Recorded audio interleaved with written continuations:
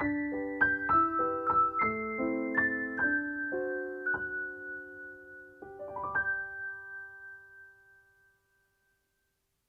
I'm on a quest. I'm going somewhere that I don't normally go. And I'm bringing you along with me to show you what life is like in Taiwan. All I've had today to eat so far is 1 orange and 2.5 cups of coffee. So I think the first thing I gotta do is find something to eat. And in Taiwan, when you're thinking about having something to eat, if you stay at home and think about all the things you can eat, you get overwhelmed by the choices. So it's better just to go out, pick a direction, walk 3 or 4 blocks, and you will find what you want to eat. And it will find you. I was watching the video yesterday.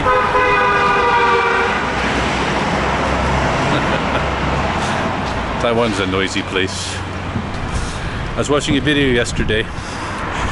It was Lucas, he was being interviewed, and he said 2 things that I found very interesting and important. 2 things notable, he said. I only watched half the video, so he probably said 2 more at the end. He said, you get culture shock if you try to live a Swedish life in Taiwan.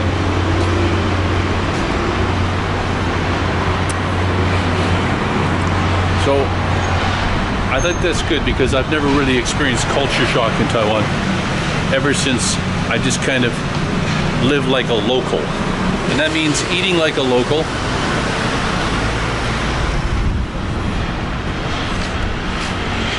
which is not only more delicious and better for you, but also cheaper. Lucas is a famous, a well-known YouTuber in Taiwan. Maybe better well-known than I am. I find that I don't eat enough vegetables in Taiwan, so today I'm going for the zhuzuan. 这就好了。白饭吗？啊？白饭。要。然后1碗。哦。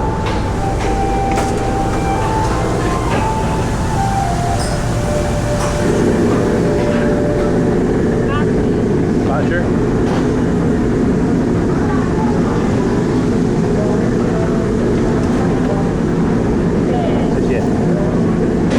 The truth is, I've always felt like eating zhuzuan cafeteria food is giving up. Because you don't have to order. Talk to people. You just point and peck. Grab your own. Well, they got lots of veggies. It's very easy in Taiwan not to eat veggies. So, I know I can eat veggies if I come to this cafeteria style restaurant. It's a compromise that I'm willing to make.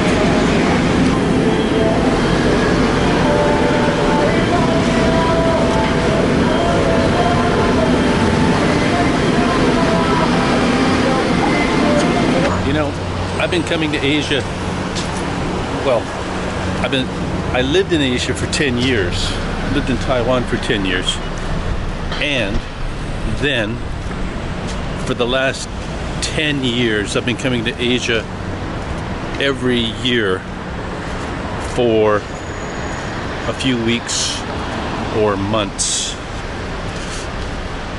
Even during COVID, I came to Taiwan, and to prepare for that trip, I watched a lot of prison movies. Quarantine was rough. Funny thing about quarantine is the only thing to look forward to every day was the food, and the food was very similar to what I just ate at the zhuzuan place. It's kind of bland. Yeah, kind of healthy, kind of bland.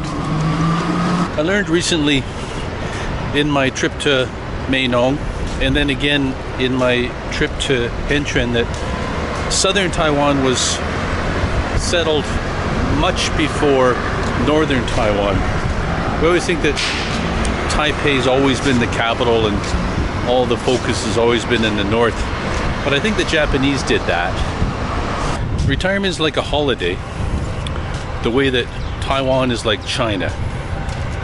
There are similarities, but there are a lot of differences too. Mostly differences.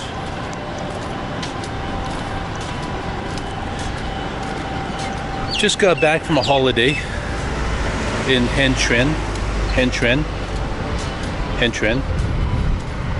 Don't know the tones on that one. The southern peninsula of Taiwan. Hentren is really an enjoyable place. A great base for jumping off to lots of varied activities in the south end of Taiwan.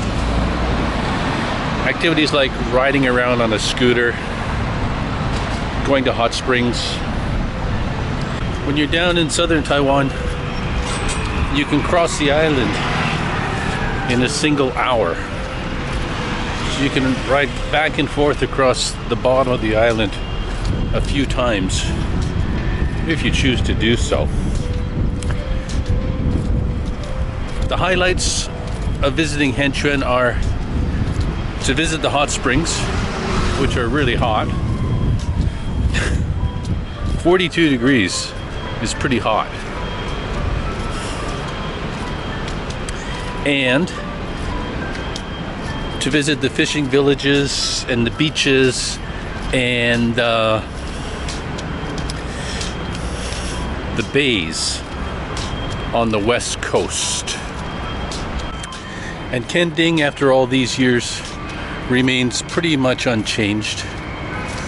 It's a wide spot in the road with a night market on both sides. Not really a beach town. Not in the way you might be thinking. It's funny when you're retired and you take a holiday.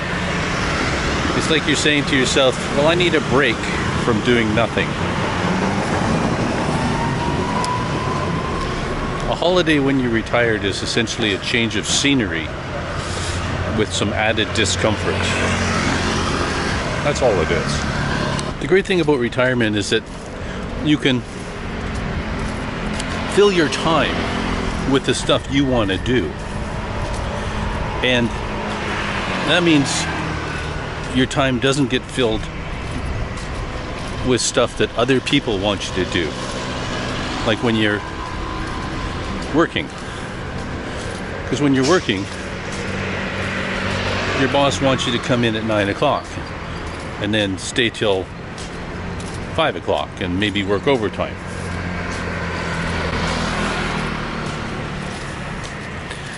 But when you're not working, you can decide what you want to do. And you got to fill your time with stuff that you like to do. And some stuff that you don't particularly like to do, but you have to do. But the point is, it's your choice how to fill your time, not somebody else's. And that's the best thing about retirement, really. I don't know if I mentioned this earlier, so I'll mention it now. The other thing that Lucas said in that video I was watching where he was being interviewed was that you cannot learn English by watching YouTube videos. I thought that was very interesting because it goes against conventional wisdom in Taiwan, at least. A lot of people think you can learn English by watching videos. Learn English passively. It might be good for your listening ability, but it's probably not that great for your speaking ability. He gave some examples. I've been back in Taiwan now since the end of October. Kaohsiung is really starting to feel like home. I love it. It's like home without the snow and ice. It's like home with better scenery and better weather. better food. It's a better lifestyle. It's like home with a better lifestyle. Kaohsiung is starting to feel like home. I am putting down roots. I got a library card. That's something. When I'm in the market and the vendors ask me how long I've been here, I always say, I just got here. Wagang laida. And then they invariably ask me why my Mandarin is so good.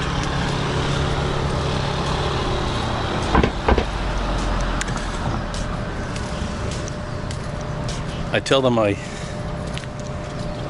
learned it from a book. But really, I only speak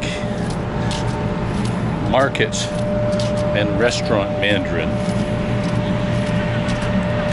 You learn the stuff that you use every day, and the rest of the stuff you don't really learn. Yeah. Of course, if you're a more outgoing person than me, then your language level will improve a lot faster. This is the only time I wish I was more outgoing, so I could learn Mandarin faster. But it is what it is.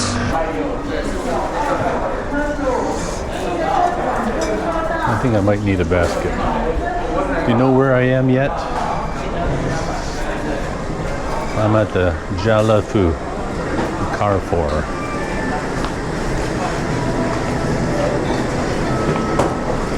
Might need a basket. I am looking for something very specific.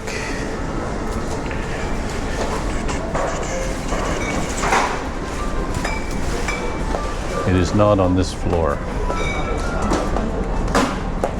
I like the way in these stores they make you walk past and through all the stuff you don't need or want to get to the stuff you actually need and want. Like, I'm sure the milk and the fruit are probably on the far opposite wall, one floor below. Let's find out if I'm right. You know, there are products in every store I've ever been in that I've never used, never needed, and never will need.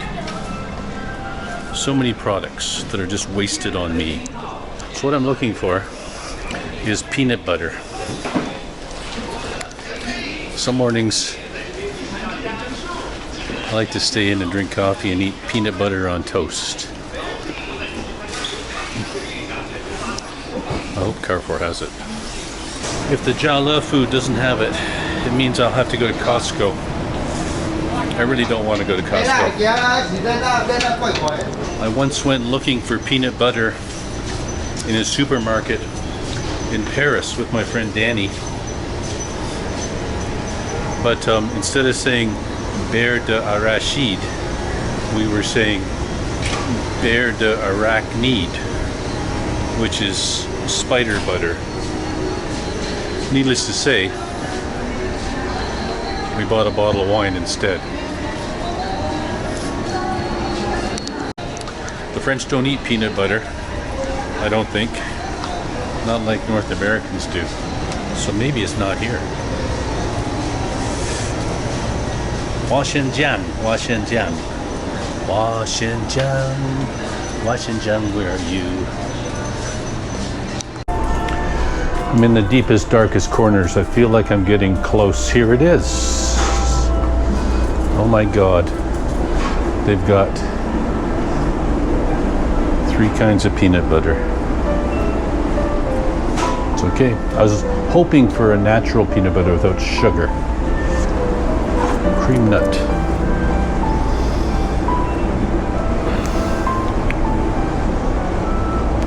I'm gonna get this one because the ingredients are Virginia peanuts and sea salt.